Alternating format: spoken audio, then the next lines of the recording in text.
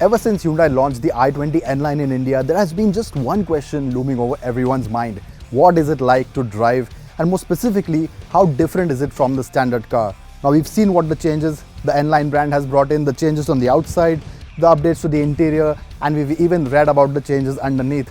But today is about experiencing them. The firmed up suspension, the retuned steering, disc brakes at the rear, paddle shifters on this DCT trim, and of course, the exhaust note from those twin-tip mufflers. Well, we are going to find that out today. We are not going to waste any more time diving straight into the driver's seat. But before that, don't forget to subscribe to the Top Gear India channel. And while you're there, press the bell icon as well.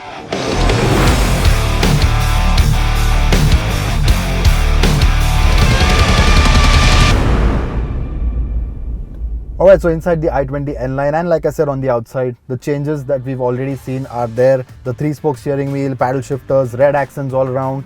But what's more important is that exhaust note. So start the car up,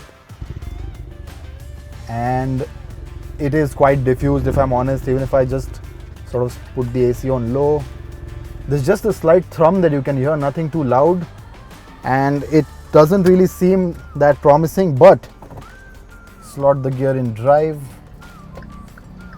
and as you get along, it sort of slowly starts to amplify, with every time the rev climbs. Yeah, now you can hear it a lot more, and it's definitely there, it's definitely prominent, it definitely is something that you will notice. It's just I'm not sure how loud it is, and in terms of loudness, will it be enough for people, because whatever aftermarket exhausts there are out there are pretty damn loud, and this one isn't exactly that. But yes, you still have that thrum, and use the paddle shifters and just sort of step on the gas. Yeah, I mean, it definitely works a lot better once you are up to speeds. Now, while the exhaust won't alarm your neighbors, drive it enthusiastically and the N-Line will definitely make you smirk.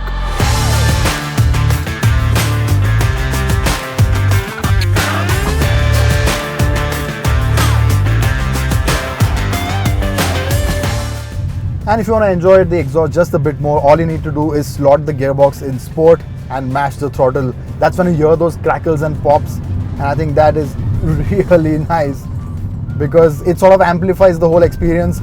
And the thing is, I'm sure it's better on the outside than it is on the inside. And unless you really want a nice loud exhaust, I think you should be fine with this one, because like I said, it is definitely distinctive. You definitely hear a lot more of that grunt and that raspy note, so it's not bad at all. And while the exhaust is one of the most exciting changes, the N-Line also has a few other tricks up its sleeve.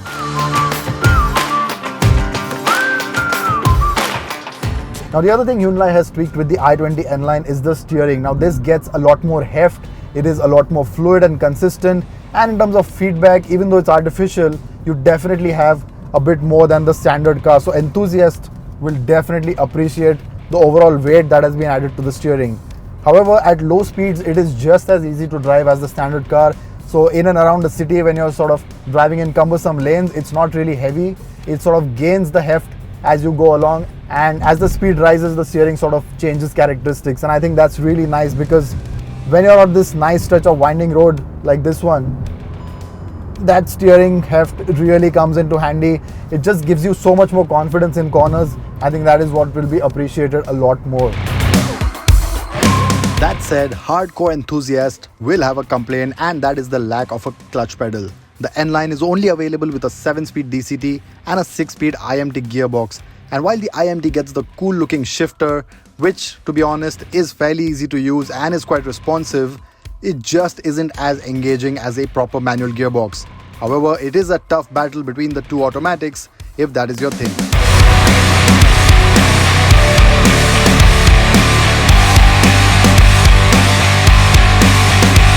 But I think this is the pick of the lot, because the responsiveness from the DCT is just incredible.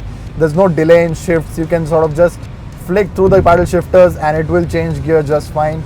But if you don't want that, you can always, like I said, put it into sport and use sort of the Triptonic function, they work just fine as well. So overall, in terms of engagement, there is a lot that is there on the N-Line. You sort of don't really miss the clutch pedal. Yes, purists will definitely have liked that clutch.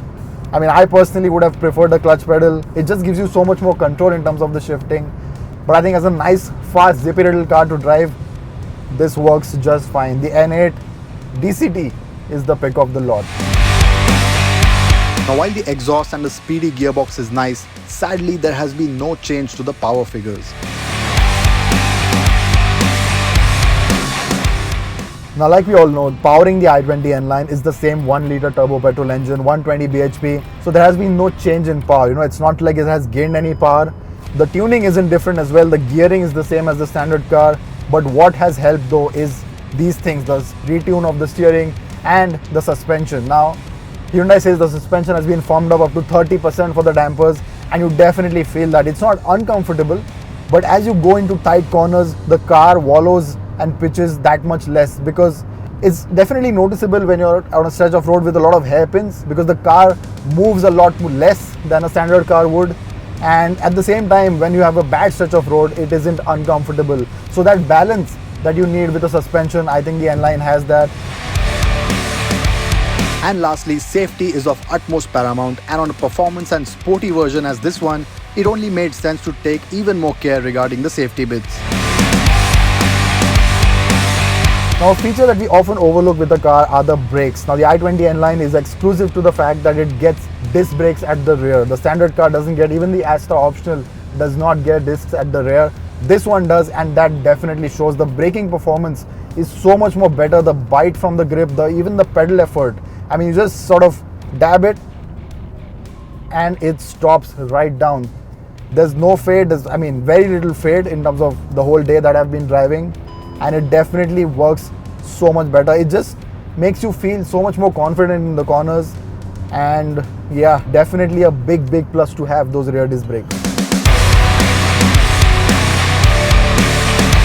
Hyundai wants the i20 N-Line to be different from the standard car and to surpass the legacy and fan following set by the VW Polo GT TSI. That was a car with the perfect balance of performance and everyday usability, but more importantly had an inclination towards those that love to drive. And I think with the N-Line, Hyundai has definitely managed that. Now, I've been driving the i20 N-Line for the whole day, and the question that was looming at the start of the video, that is it that much better than the standard car? Simple answer is yes, it is, because even though the changes are small, you know, there has been no addition in terms of power, there have been no changes to the gearbox, there isn't a manual version on offer, the exhaust isn't as loud as I want it to be. I sort of see what Hyundai are trying to do, because they want the car to be multi-purpose, and for someone who uses it every day, an automatic definitely makes sense. This is one of the best units out there, the DCT, and all these sort of small changes like the steering, the suspension, the brakes at the rear, even that little thrummy exhaust, they've sort of added to that overall driver engagement, and I think that is really important. And they've done that without compromising on any of it. The features are in plenty, the comfort is very much there, space has not been compromised at all. So overall, as a package, I think the i20 N-Line is very strong. You know, this is the i20 to buy now. It is that strong. I mean, the only rival it currently has is the VW Polo, and that is definitely long in the tooth now. We are waiting on the new one. No idea when it will come. But until then, if you're in the market for a nice, fun to drive car that has the space, that has the equipment, and has the strong backing of a very strong brand, the i20 N-Line is the one for you.